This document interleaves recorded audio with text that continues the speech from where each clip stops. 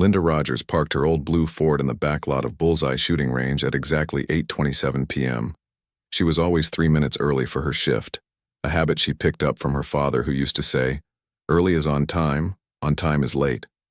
The cold February wind bit at her face as she walked to the employee entrance, clutching her worn jacket tightly around her. The night sky was clear, stars twinkling above the small town of Oak Ridge where she had spent all her 42 years. Emery. Back door creaked as Linda pushed it open. She made a mental note to spray the hinges with WD-40 tomorrow. Linda noticed everything that needed fixing. It was both a gift and a curse. Her small apartment was always in perfect order, even though it was old, and the appliances sometimes gave her trouble. "Evening, Frank," Linda called out as she entered the small break room to put away her lunchbox and jacket. Frank Miller, the owner of Bullseye Shooting Range, was a round man with a gray mustache and kind eyes. He looked up from the scheduling book he was studying and smiled at Linda. "Right on time as always, Linda. How's that boy of yours doing at school?" Linda's face lit up at the mention of her son. "Ethan's doing real good. Got a B+ on his math test yesterday. He's starting to think about transferring to the state university next year if we can figure out the money part." Frank nodded. "Smart kid. Takes after his mama." Linda waved off the compliment but smiled anyway. She was proud of Ethan.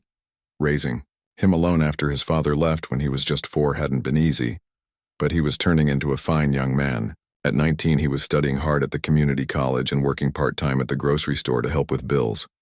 "Almost forgot," Frank said, closing his scheduling book. "We got a private session tonight. Some big-shot real estate guy. Paid extra to have the range to himself until 9:30. Name's William something or other. Came in a car that probably cost more than I'll make in 5 years."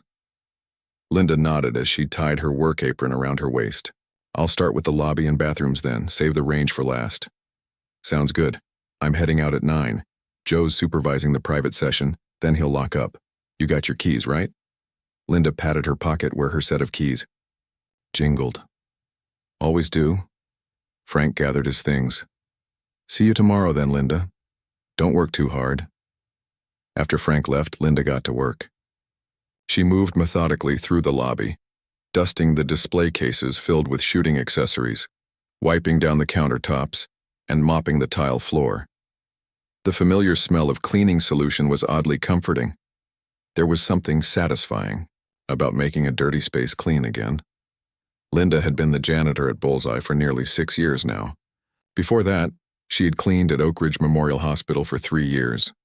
The hospital paid better, but the hours were awful, and she had to clean up things no person should have to see. The shooting range was easier, mostly dust and occasional spilled coffee.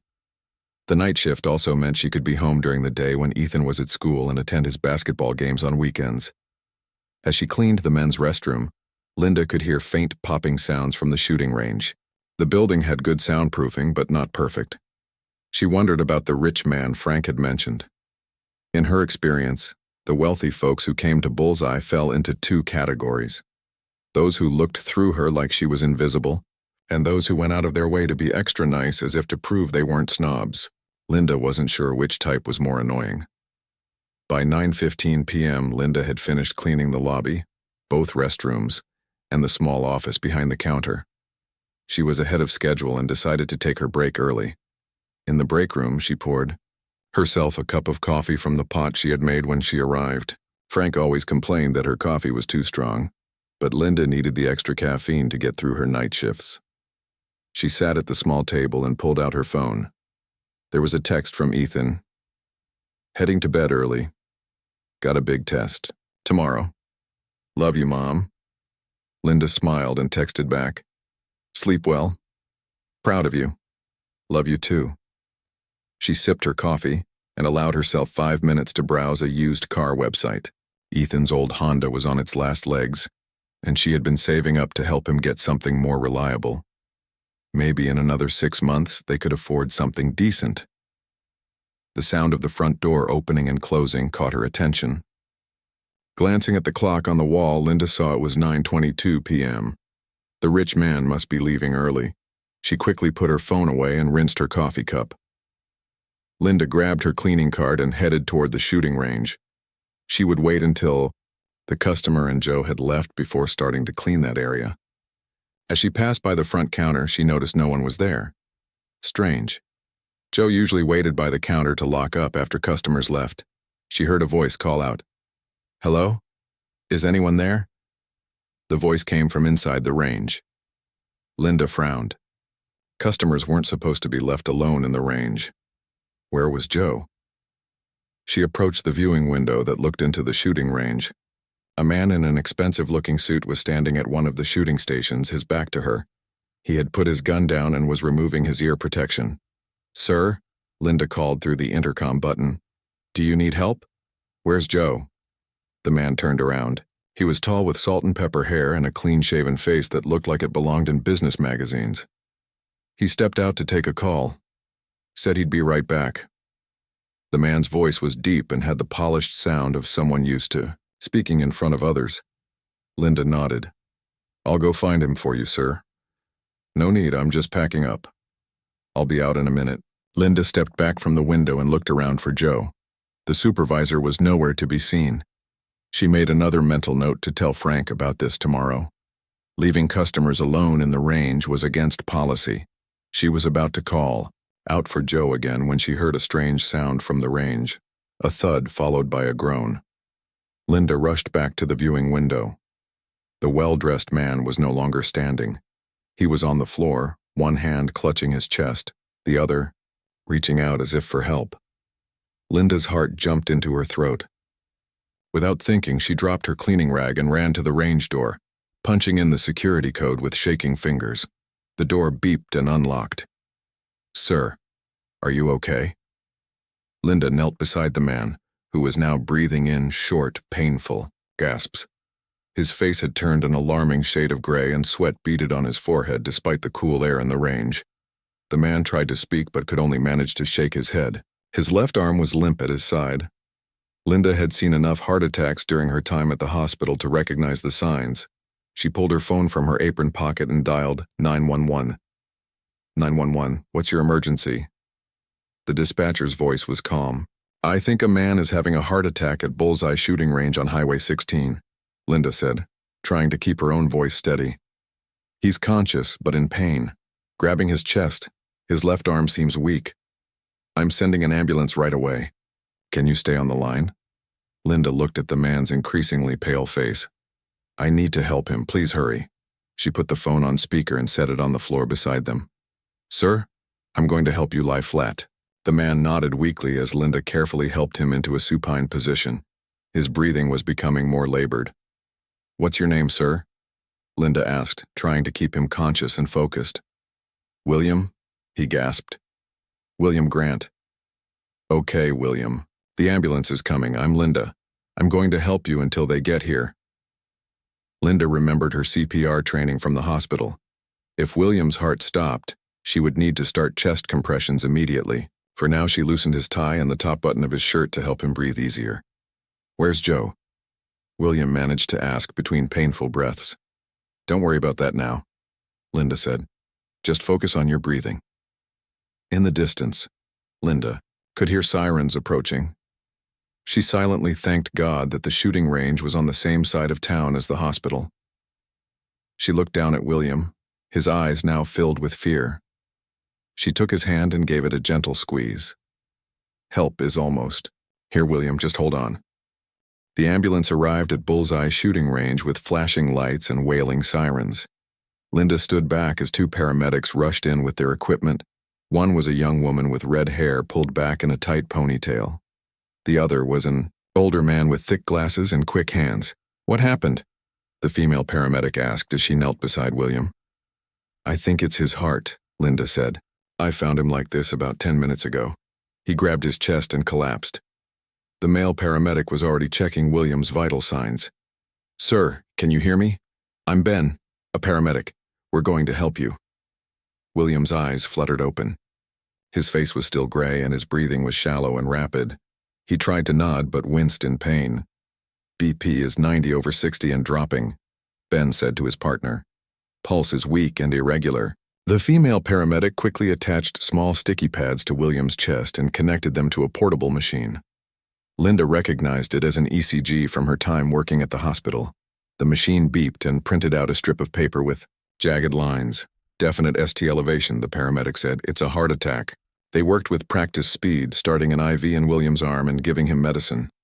Ben placed an oxygen mask over William's face.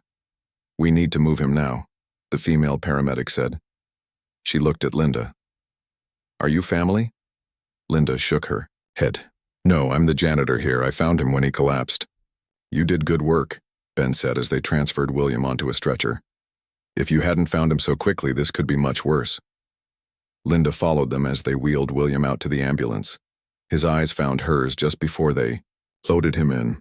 Thank you, he whispered through the oxygen mask. Linda nodded. You'll be okay. As the ambulance drove away, Linda suddenly felt very tired. The adrenaline that had kept her going was wearing off. She turned to go back inside and nearly bumped into Joe, the range supervisor, who was running toward her with a panicked look on his face. What happened? I saw the ambulance. Joe was breathing hard as if he had sprinted from somewhere far away.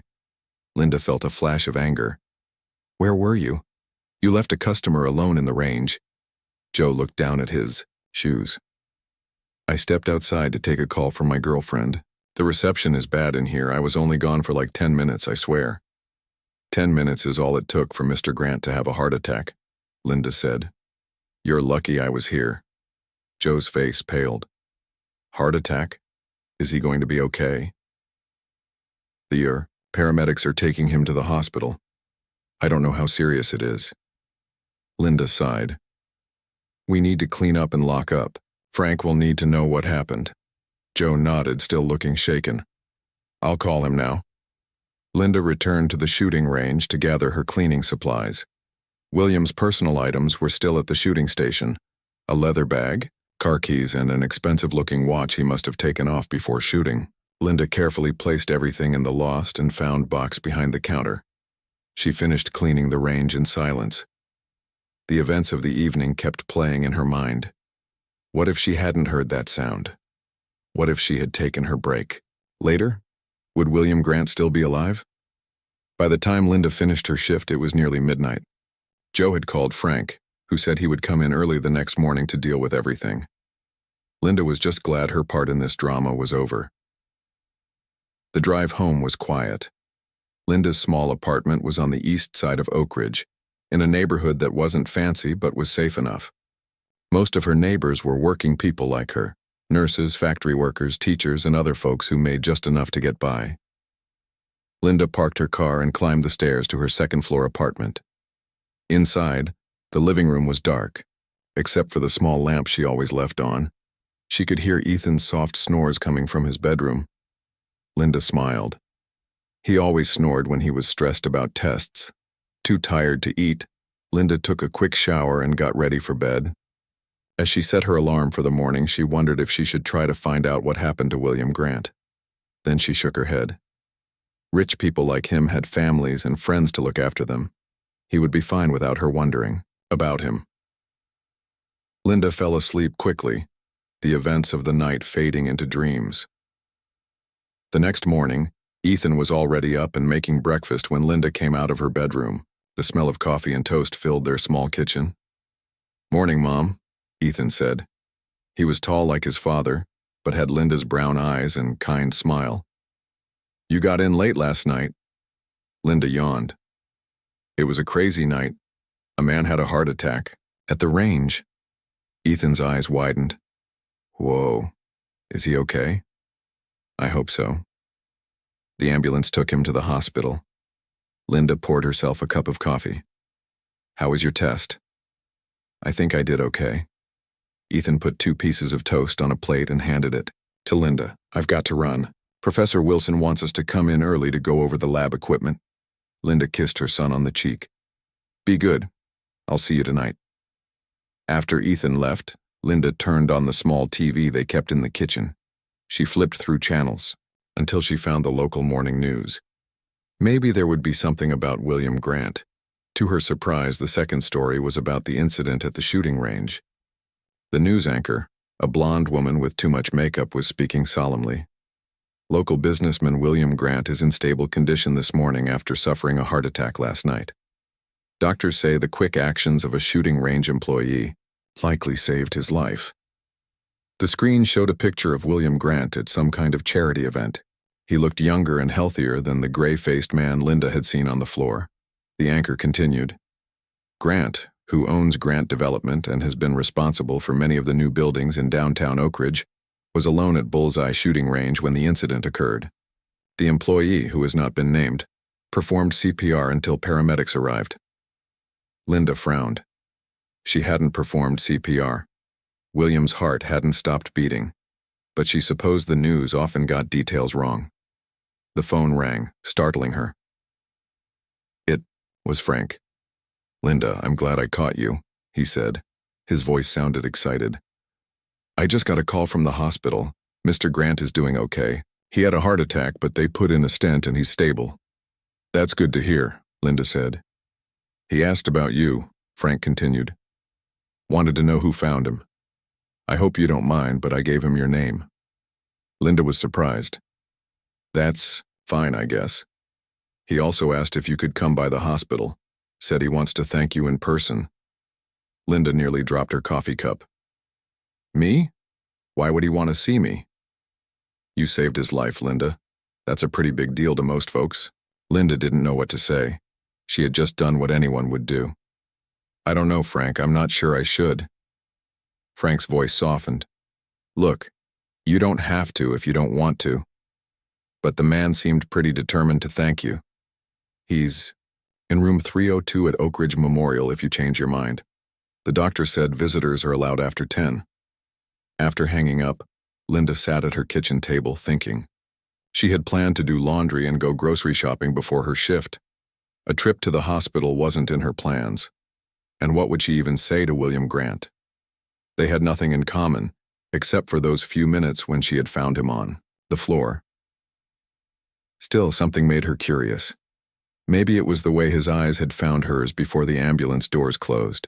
Or maybe it was just that in 6 years of cleaning the shooting range, nothing interesting had ever happened until last night.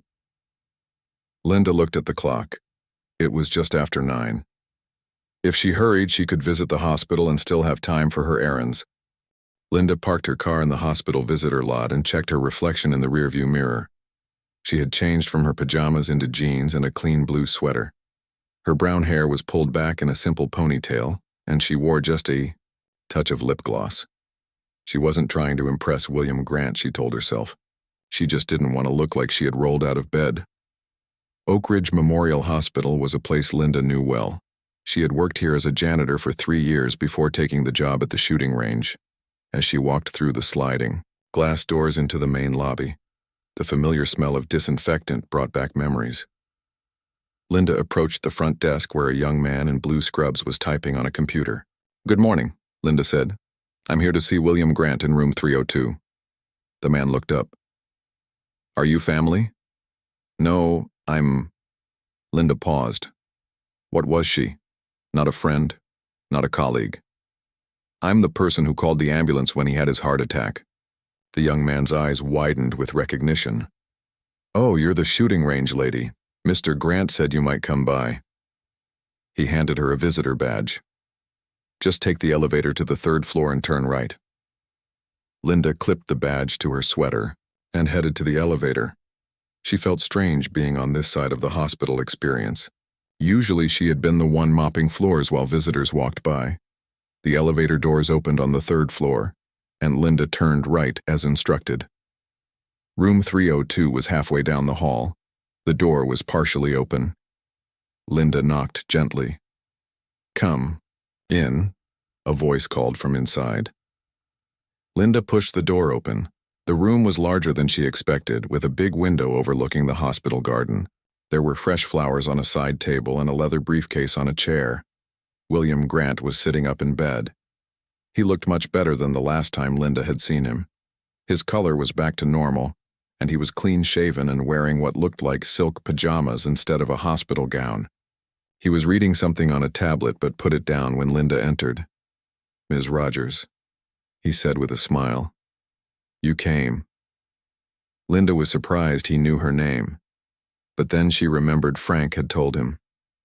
Good morning, Mr. Grant. How are you feeling? Much better, thanks to you. He gestured to a chair next to his bed. Please sit down. Linda sat, feeling awkward. I didn't do much. Just called 911. William shook his head. The doctors told me that if I hadn't received help when I did, I might not have made it. You saved my life. Linda didn't know what to say. She wasn't used to being thanked, especially not by someone like William Grant. In her work, she was usually invisible. Anyone would have done the same, she finally said. William studied her face. But it wasn't anyone. It was you. He extended his hand. I'm William Grant. I don't think we were properly introduced last night. Linda shook his hand. His grip was firm despite his condition. Linda Rogers. I'm the night janitor at Bullseye. Frank Miller told me you've worked there for 6 years. He speaks very highly of you. Linda was surprised again. She and Frank got along well, but she didn't know he thought highly of her. She just did her job. Frank's a good boss, she said. William nodded. He mentioned you have a son.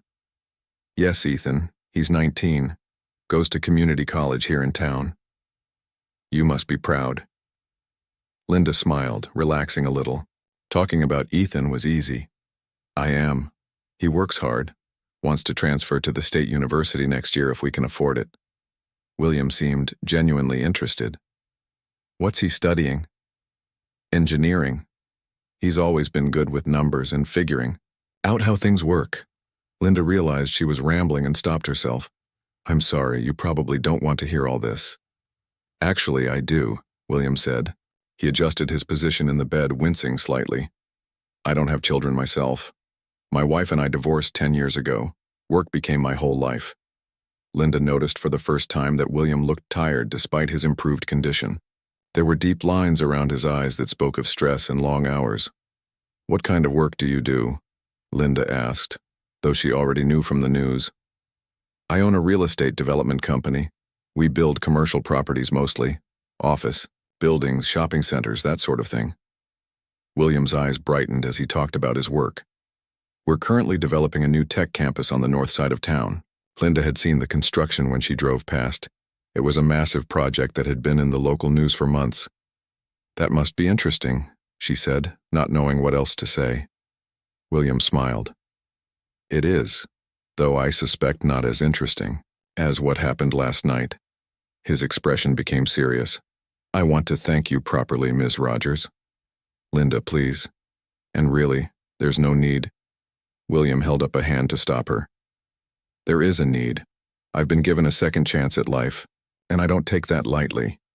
He reached for a small envelope on his bedside table and held it out to Linda. Please accept this as a token of my gratitude. Linda hesitated. She hadn't come for a reward. Mr. Grant, I can't. William, please. And yes, you can. It would mean a lot to me if you would take it. Linda slowly took the envelope. It felt thick and expensive. She didn't open it. Thank you, she said quietly. William seemed satisfied. How long have you lived in Oak Ridge, Linda? The sudden change of subject caught her off guard. All my life, 42 years. So you've seen how it's changed? Linda thought about it. The town had grown considerably in the last decade. New businesses had moved in, bringing jobs, but also higher housing costs.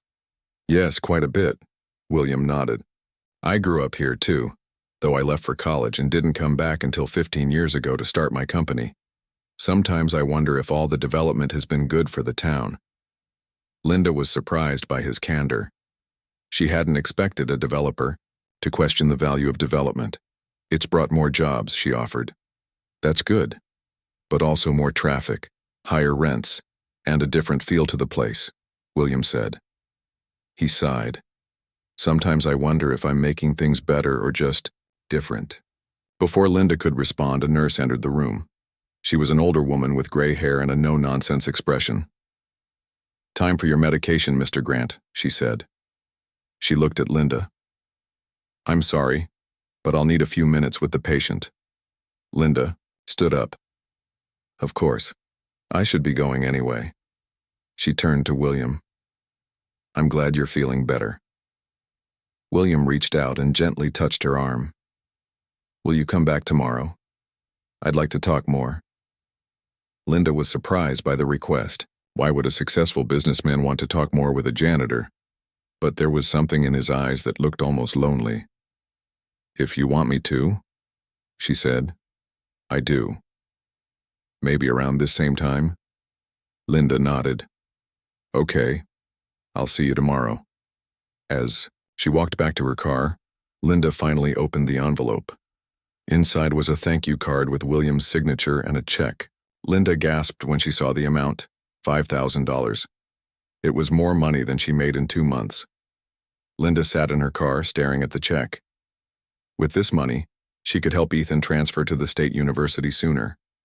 She could get the brakes on, her car fixed. She could pay off some of her credit card debt. But something didn't feel right about taking so much money just for doing what any decent person would do. Linda carefully put the check back in the envelope and placed it in her purse. She would think about it more before deciding what to do. As she drove to the grocery store, Linda found herself thinking about William Grant. He wasn't what she had expected. Behind the expensive pajamas and the big name in town, he seemed like a regular person with doubts and questions just like everyone else. Linda wondered what he wanted to talk about tomorrow. She also wondered why she had agreed to go back. She had a busy life between work and taking care of her home and supporting Ethan. She didn't have time for new friendships, especially not with someone from such a different world, yet something about William's eyes when he asked her to return had made it impossible to say no. The next 2 days passed quickly for Linda. She visited William at the hospital as promised, and their conversations flowed more easily than she expected. William asked about her life, and Linda found herself sharing stories about Ethan and her hopes for his future. In turn, William told her about growing up poor in Oak Ridge, working his way through college and building his company from nothing. They were from different worlds now, but their beginnings had been similar. On the morning of the 3rd day after William's heart attack, Linda was folding laundry when Ethan walked into the living room. He had just finished his morning classes and looked tired. Everything okay, honey? Linda asked, setting aside a stack of towels. Ethan slumped onto the couch. The transmission in my car is making weird noises again. I don't think it's going to last much longer. Linda frowned. Ethan's old Honda had been giving them trouble for months. Maybe we can get it looked at this weekend. With what money, Mom? Ethan ran a hand through his hair in frustration.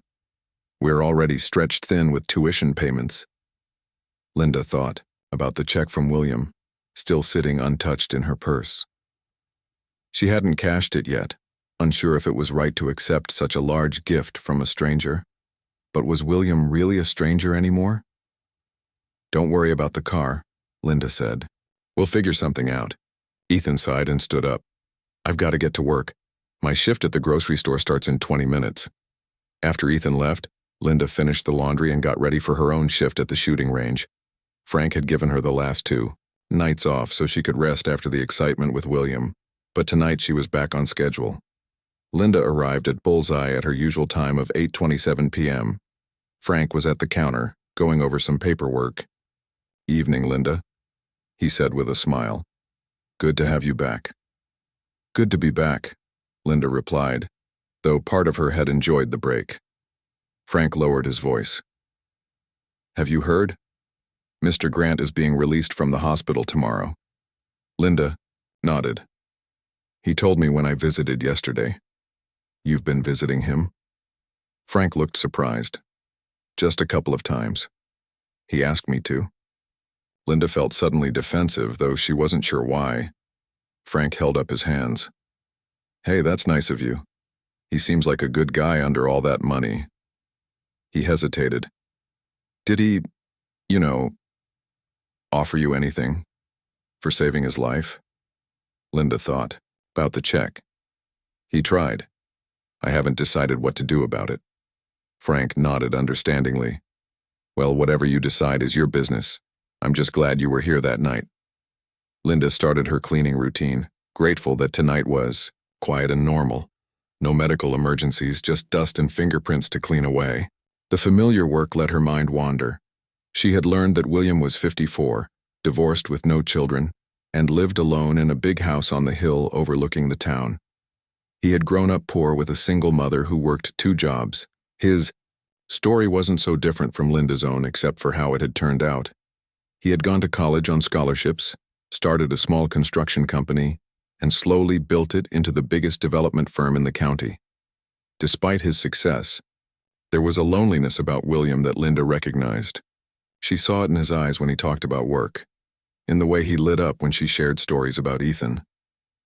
William had wealth and status, but his life seemed empty in ways that mattered. By the time Linda finished her shift, it was just past midnight.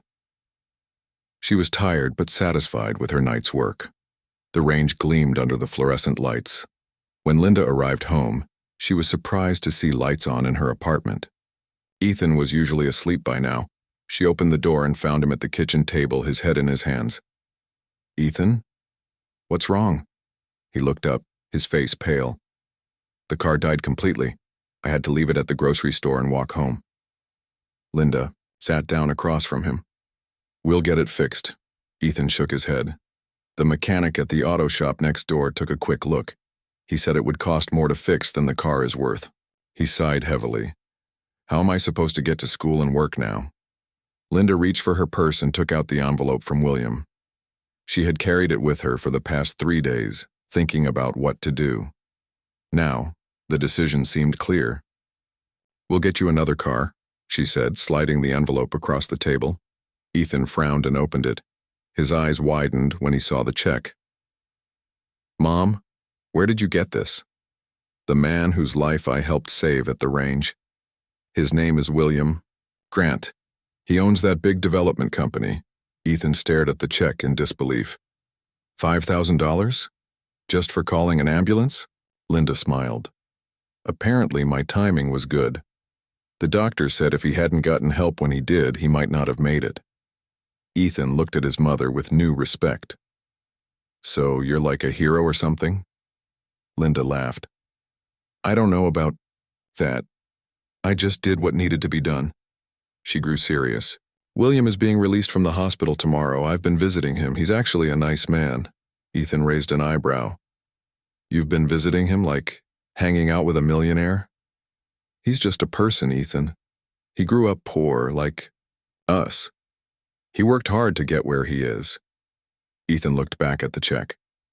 "So we can really use this to get a car?" Linda nodded. "Yes. I'll deposit it tomorrow. This weekend we can look for something reliable for you." Ethan's face broke into a wide smile. "Thanks, Mom." He yawned and stood up. "I'm going to bed. I've got an early class tomorrow." After Ethan went to his room, Linda sat alone at the kitchen table. She felt good about her decision to accept William's gift. It would make a real difference for Ethan, and William could certainly afford it. The next morning, Linda woke up earlier than usual. She had the day off from the shooting range, and she wanted to get to the bank when it opened to deposit William's check. After that, she planned to stop by the hospital to say goodbye before William was discharged. Linda was just finishing her coffee when her phone rang. It was a number she didn't recognize. "Hello?" she answered. "Linda? It's William Grant." Linda was surprised. "William? Good morning. I was planning to come see you at the hospital later. Actually, that's why I'm calling. I've been discharged early. I'm home now." "Oh." Linda felt a strange disappointment. She had been looking forward to seeing him again. "Well, I'm glad you're well enough to go home." There was a pause on the line. "I was wondering if you would come visit me here instead. There's something I'd like to discuss with you." Linda hesitated. Going to the hospital was one thing, but visiting William at his home felt more personal. As if sensing her hesitation, William added, "It's about a potential opportunity. For you and Ethan." Linda's curiosity was piqued.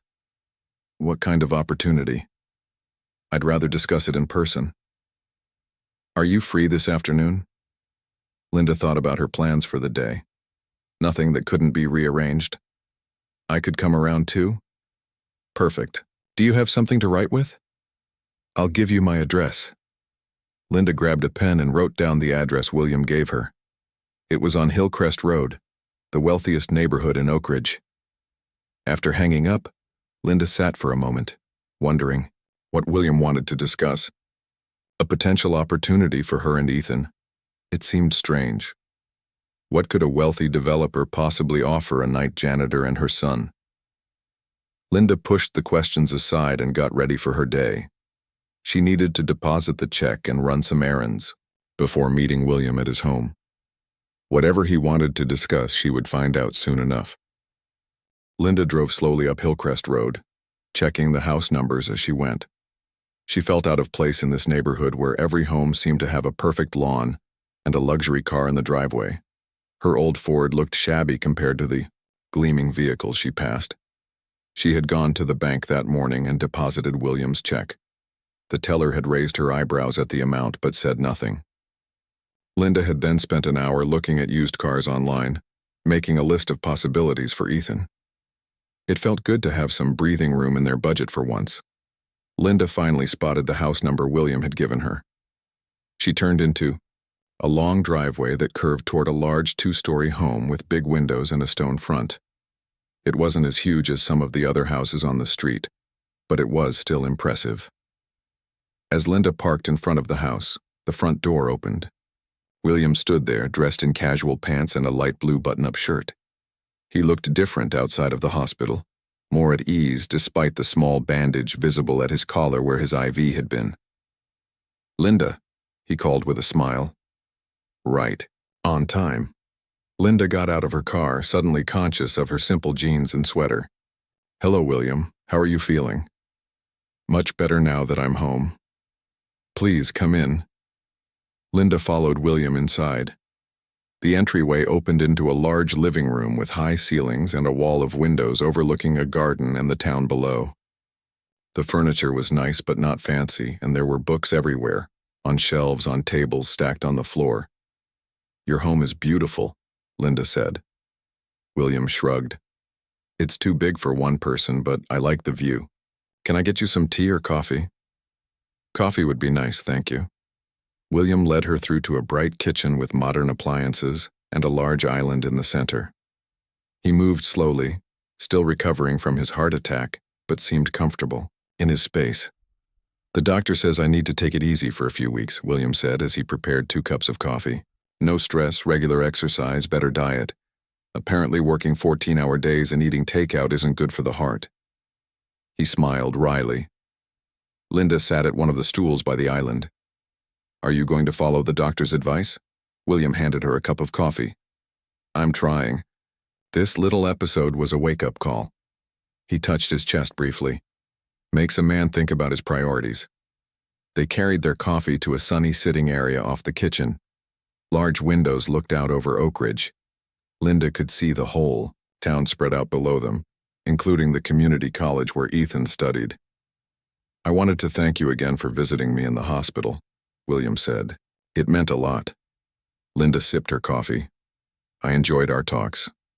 "So did I." William set down his cup. "Which brings me to why I asked you here today. I have a proposal for you, Linda." Linda felt suddenly nervous. "What kind of proposal?"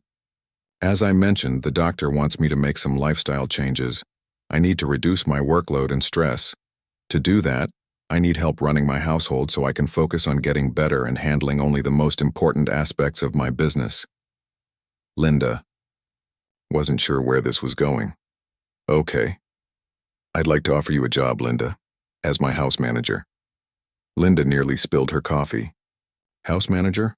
I don't understand." William leaned forward. "You would oversee the running of this house, coordinate with the weekly cleaning service, manage groceries and meals, handle any repairs or issues that come up, keep track of my appointments. Basically, make sure everything runs smoothly so I can focus on my health and the essential parts of my business." Linda was speechless. This wasn't at all what she had expected. William continued.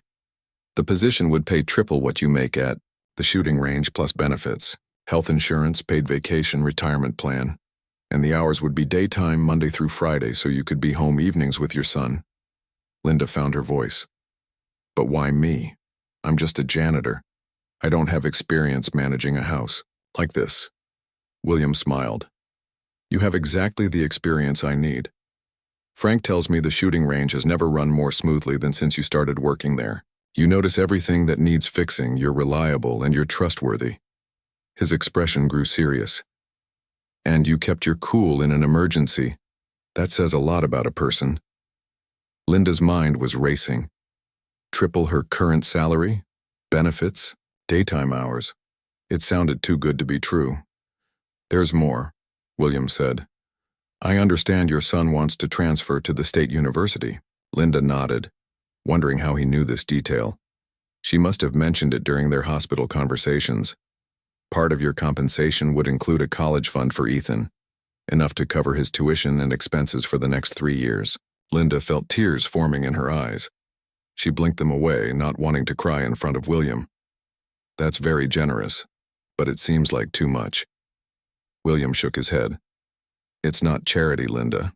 It's a fair offer for a position I genuinely need filled, and he hesitated. I'd like to help Ethan. I never had children of my own. My work became my whole life, and I lost sight of what really matters. Maybe that's why I ended up on the floor of a shooting range with my heart giving out.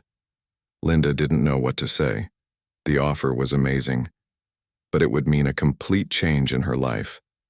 I don't expect an answer right away, William said.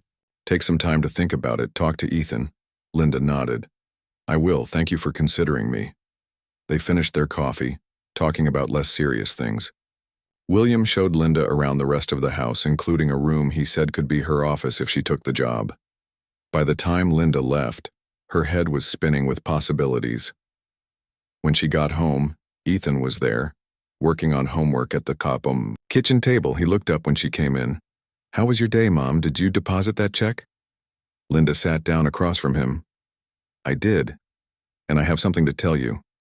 She explained William's offer, watching Ethan's expression change from surprise to excitement. Mom, that's amazing. You have to take it. Linda was more cautious. It's a big change, Ethan, and I don't want to accept something just because we need the money. Ethan closed his textbook. It's not just about the money. This guy clearly thinks you're special. He trusts you. He grinned. And day shifts mean you could come to my basketball games without being half asleep. Linda smiled. Ethan had a point. I told him I'd think about it. What's there to think about? Better pay, better hours, helping some rich guy stay healthy.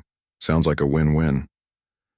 Linda reached across the table and squeezed her son's hand. When did you get so wise? Ethan shrugged. I had a good teacher. That evening, Linda called William and accepted his offer. They agreed she would start in 2 weeks, giving her time to train her replacement at the shooting range. On her last night at Bullseye, Frank threw her a small going-away party. Joe, the supervisor who had left William alone that fateful night, gave her an awkward hug. If I hadn't stepped out to take that call, none of this would have happened, he said. Linda smiled. Everything happens for a reason, Joe. 3 months later, Linda sat in the audience at the State University's spring orientation. Ethan was on stage, receiving a science scholarship. He had transferred from the community college and was thriving in the engineering program. Linda clapped until her hands hurt. William sat beside her, looking healthier than she had ever seen him. His color was good, and he had lost weight. They had settled into a comfortable working relationship that had gradually become a friendship. William had even started joining them for dinner once a week, bringing stories from his business and listening to Ethan's college adventures. As they walked back to William's car after the ceremony, he turned to Linda. I never properly thanked you, he said. Linda looked at him in surprise. For what? You've done so much for us. William shook his head. Not just for saving my life that night, for showing me how to live it afterward. He smiled at her. Sometimes, the person who saves you isn't the one who calls the ambulance. It's the one who shows you what matters. Linda felt a warmth in her chest that had nothing to do with the spring sunshine. 6 months ago, she had been a night janitor worrying about bills.